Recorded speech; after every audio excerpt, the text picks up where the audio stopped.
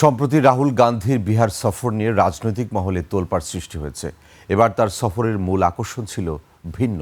তিনি দেখা করেছেন এমন কিছু মানুষের সঙ্গে যাদের নির্বাচন কমিশন ভোটার তালিকায় মৃত ঘোষণা করেছে। নাইম আহমেদের ডেস্ক রিপোর্ট।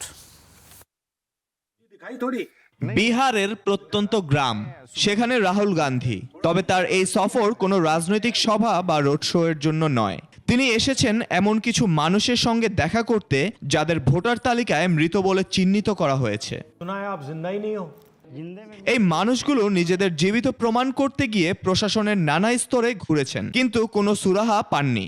তারা জানান তাদের নাম ভোটার তালিকা থেকে বাদ পড়ায় তারা গণতান্ত্রিক অধিকার থেকে বঞ্চিত হচ্ছেন। এ সময় ভারতের বিরোধী দল ইন্ডিয়া জোটের প্রধান রাহুল গান্ধী কথা বলেন সেই মৃত ব্যক্তিদের সাথে। তাদের দুঃখ দুর্দশা নিয়ে কথা বলেন সেই ব্যক্তিরা। ये राघोपुर विधानसभा से हैं। अभी वहाँ बाढ़ आई हुई है। इनको पता चला तेजस्वी जी की विधानसभा के हैं, तो उसमें देखा कि इन लोग को मृत दिखाया गया है। तो हमारे पास सूची भी है, लिखित में भी है, ऑफिशियली, जहाँ इन्होंने मृत घोषित कर रखा है इनको। आधार कार्ड, बैंक का पासबुक का फोटो कॉपी और फोटो दे दिए, तो बोले ठीक है जाओ। उसके बाद जब आया नाम आया तो उसमें मेरा मृत्यु में नाम घोषित हो। এ ঘটনায় নির্বাচন কমিশন ও নরেন্দ্র মোদী সরকারের তীব্র নিন্দা জানিয়েছেন রাহুল গান্ধী।